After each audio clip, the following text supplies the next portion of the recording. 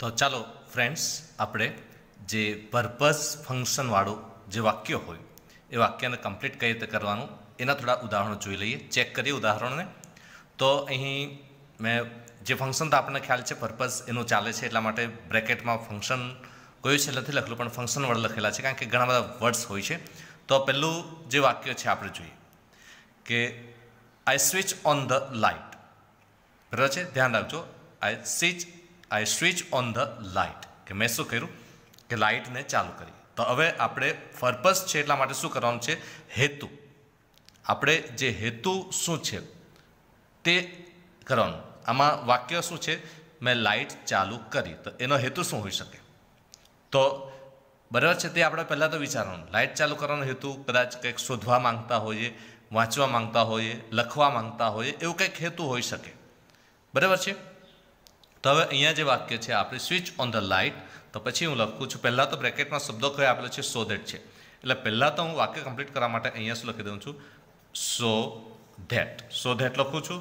ત્યાર પછી હું માનું છું કે હું વિચારું છું કે મેં લાઇટ ચાલુ કરી શાના માટે, વાંચવા માટે. તો હું લખું છું કે જેથી હું વાંચી શકું. હવે જેથી હું વાંચી શકું, હવે આપણને વાક્ય રચના ખબર છે કે સો ધેટ પછી સબ્જેક્ટ લખવાનું. તો આમાં વાક્ય છે ક્રિયા કોણ કરવાનું છે, આઈ, પોતે, હું જ. તો એટલા માટે હું શું લખી દઉં છું, આઈ. પહેલાં તો આઈ, પછી વાંચી શકું, તો વાંચવું એ ક્રિયા છે. તો આપણે પણ પહેલાં મેં વાત કરી કે સો ધેટ અથવા તો ઇન ઓર્ડર ધેટ છે, તો આપણે શું મૂકીએ છીએ, કેન મૂકવાનું છે. તો સો ધેટ આઈ કેન, બરાબર, so that I can read, જેથી હું શું કરી શકું, વાંચી શકું. બરાબર છે, થોડો ખ્યાલ આવવો જોઈએ કે આઈ સ્વિચ ઓન ધ લાઇટ સો ધેટની જગ્યાએ ઇન ઓર્ડર ધેટ મૂકી શકીએ. બરાબર છે, તો મેં લાઇટ ચાલુ કરી જેથી હું વાંચી શકું. બીજું વાક્ય છે Rajesh opened the door. Rajesh opened the door કે રાજેશે દરવાજો ખોલ્યો. કેમ ખોલ્યો? દરવાજો ખોલવાનો હેતુ ક્યાં શું હોય, મોટે ભાગે ક્યાં તો આપણે બહાર જતા હોઈએ, ક્યાં તો અંદર જતા હોય. તો હું માનું કે એન્ટર થયો છે. બરાબર છે, તો એન્ટર થવું હેતુ છે. તો હવે હવે પહેલાં તો આપણે જોઈએ કે રાજેશ દરવાજો ખોલવાનો હેતુ શું છે, તો ઘરમાં પ્રવેશ કરી શકે.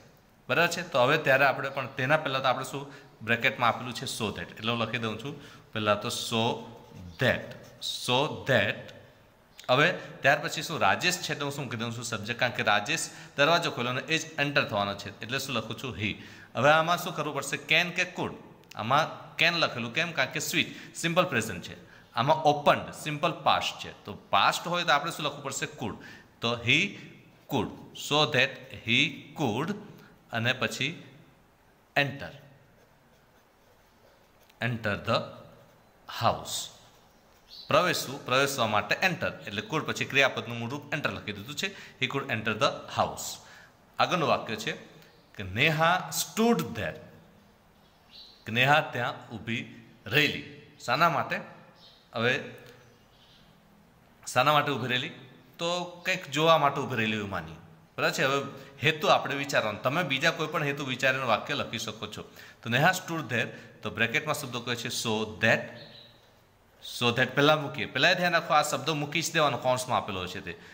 Neha stood there so that, પછી આપણે સબ્જેક્ટ મૂકવાનો, મોટે ભાગે આ જ લેવાનો. તો નેહા માટે આપણે શું લઈએ, સી. હવે નેહા ત્યાં કેમ ઊભી રહેલી? પણ તો તે શું માટે, જોવા માટે. શું જોવા માટે? તો ફૂલો જોવા માટે, એમ માની લઈએ આપણે.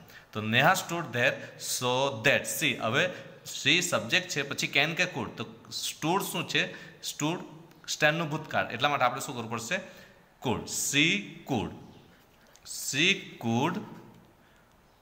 સી, બરાબર છે, જોવું. બરાબર છે, જોવા માટે શું, સી અથવા તો watch. C food see the flowers. બરાબર છે, C food see the flowers. તો આ સો ધેટ વાળા અથવા તો ઇન ઓર્ડર ધેટ. બરાબર છે. એના પછી આપણે જો લખીએ તો કે Nayan went to his father shop. કે નયન એના ફાધરની શોપ પર ગયા. તો ફાધરની શોપ પર શાના માટે છે? Nayan went to his father shop, તો એના પિતાની દુકાને જાય છે. શું કરવા જાય છે? તો મદદ કરવા, એવું માની લઈએ. તો હવે આમાં તો મદદ કરવી. બરાબર છે, એ હેતુ થઈ ગયો. હવે પહેલાં તો હેતુ આપણને મળી ગયો. આના સિવાય તમે બીજું વિચારી શકો. તો હવે આમાં કયો શબ્દ છે, ટુ. તો ટુ પછી આપણે ધ્યાન રાખીએ છીએ કે આપણે શું મૂકવાનું છે, તો વર્બનું મૂળ રૂપ. તો એટલા માટે આપણે શું લખીએ છીએ, vent to his father shop, પછી પહેલાં તો ટુ મૂક્યું અને ત્યાર પછી ક્રિયાપદનું મૂળ રૂપ. ક્રિયાપદ શું છે? મદદ કરવી, મદદ, તો ટુ હેલ્પ. બરાબર છે, ટુ હેલ્પ, મદદનું હેલ્પ, અને કોને? તો એના ફાધરને. તો હું લખી દઉં છું, હિમ લખી દઉં છું, નહીં લખો તો પણ ચાલશે. પછી આગળનું વાક્ય છે, પછી 5મું વાક્ય છે કે મોના કોલ્ડ મી, મોનાએ મને બોલાવેલો. શાના માટે બોલાવેલો? મોના કોલ્ડ મી. તો હવે શાના માટે? તો પહેલાં વિચારીએ આપણે, તમે વિચારી શકો. તેના પહેલાં અહીંયા ટુ છે બ્રેકેટમાં, આ ટુ આપેલું છે એટલે ટુ લખી દઉં છું. મોના કોલ્ડ મી ટુ, મોના મને બોલાવે છે. શાના માટે? ટુ કંઈક આપવા માટે. ચાલો, નોટબુક આપવા માટે. તો શું કામ બોલાવેલો? આપવું, આપવા માટે. તો આપવું એ ક્રિયા છે, તો ટુ પછી આપણે પહેલાં ક્રિયાપદનું મૂળ રૂપ, તો આપવું એટલે ગીવ. અને શું આપવું હતું? તો નોટબુક. ગીવ મી, હું મી લખું છું, give me the notebook. Notebook આપવા માટે મને બોલાવેલો. To give me the notebook. બરાબર છે. પછી માયા સ્ટૂડ અપ, માયા ઊભી થઈ. શાના માટે ઊભી થઈ? તો તમારા મગજમાં, કારણ કે હું એક ચોક્કસ નથી લખતો, કારણ કે ઘણા બધા જવાબ તમે વિચારી શકો છો. ઊભી થઈ શાના માટે? ક્લાસમાં હોય તો પ્રશ્ન પૂછવા માટે, ક્લાસમાં કદાચ હોય અથવા તો કદાચ ઘરમાં હોય તો ઊભી થઈ શાના માટે? બહાર જવા માટે. શાના માટે ઊભી થઈ? પાણી પીવા માટે. કંઈ પણ હોઈ શકે, હેતુ બહુ ચિંતા નહીં કરીએ. તો માયા સ્ટૂડ અપ, માયા ઊભી થઈ શાના માટે? તો આપણે વિચારીએ કે ક્લાસમાં છે, ક્લાસરૂમમાં છે, તો પ્રશ્ન પૂછવા માટે. તો પહેલાં તો આપણે શું લઈએ? Two, stood up two. હવે પૂછવા માટે, પૂછવું એટલે આસ્ક, એટલે આસ્ક એ ક્રિયા છે, ક્રિયાપદ આસ્ક. અને શું પૂછવું છે? આસ્ક અ, એક પ્રશ્ન પૂછો, આસ્ક અ ક્વેશ્ચન. એક આસ્ક અ ક્વેશ્ચન, તો એક પ્રશ્ન પૂછવા માટે ઊભી થઈ. બરાબર છે. પછી 7મું વાક્ય શું છે? I turn on TV. I turn on TV. હવે ટીવી શાના માટે ચાલુ કરીએ? કંઈક તો જોવા માટે જ ચાલુ કરીએ. બરાબર છે. તો પિક્ચર જોવા માટે, મૂવી જોવા માટે, કાર્ટૂન જોવા માટે, ન્યૂઝ જોવા માટે, કંઈક ને કંઈક હોઈ શકે.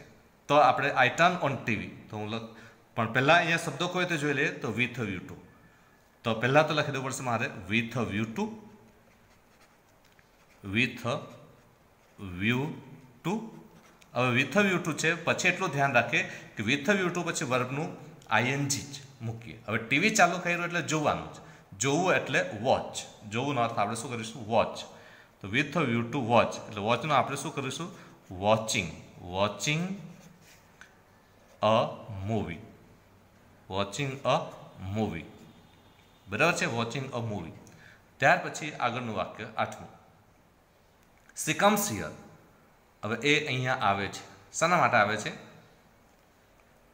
કંઈ પણ હોઈ શકે. તો પણ હવે હેતુ તમે વિચારો, પછી હું કહું છું. પણ વિથ અ વ્યૂ ટુ છે, અહીંયા મેં નથી લખ્યા, પણ આપણે વિથ અ વ્યૂ ટુ જ લેવાના છે. તો વિથ અ વ્યૂ ટુ, તો she comes here with a view to. With a view to પહેલાં તો લખી લઉં છું. With a view to, with a view to. પછી શાના માટે આવે છે? તો વિથ અ વ્યૂ ટુ એ આવે છે અહીંયા. તો કોને? એ મળવા માટે આવે છે. કોને મળવામાં આવે છે? એ તમારી મરજી લો, પણ મને મળવામાં આવે છે એમ લખી દઈએ. She comes here with a view to, મળવું એટલે મીટ. અને મીટનું આપણે શું કરવું પડશે? આઈએનજી, મતલબ with a view two meeting. આપણે મીટિંગ માય મધર એમ લખીએ. બરાબર છે. Meeting my mother. તો મળવાના અહીંયા આવવાનો હેતુ શું છે? મારી મધરને મળવા માટે. હી જમ્પ્ડ વેરી હાઈ. એ બહુ જોરથી જમ્પ મારે છે. શાના માટે? બરાબર છે. પણ આમાં પણ મેં જગ્યા માટે મેં શું, આમાં પણ વિથ અ વ્યૂ ટુ અહીંયા નથી લખેલું, આમાં પણ નથી લખતો, પણ વિથ અ વ્યૂ ટુ લઈશું. તો પહેલાં તો આપણે શું લખી દઈએ? He jumped very high with a view to, with a view to, jumped very high with a view to, he jumped very high with a view to, જોરમાં કૂદકો મારે છે with a view to, તો જીતવા માટે. with a view to win, જીતવા માટે, જીતવું એટલે sorry with a view to છે એટલે winning કરીશું. with a view to winning the game. બરાબર છે? આ રીતે વિનિંગ ધ ગેમ, આ રીતે આપણે વાક્યો જે છે તે સમજવાના. સમજી લઈ શકો કે જે શરૂઆતમાં વાક્ય આપેલા તે કે ક્રિયા હતી, આપણે જે લખીએ છીએ તે શું છે?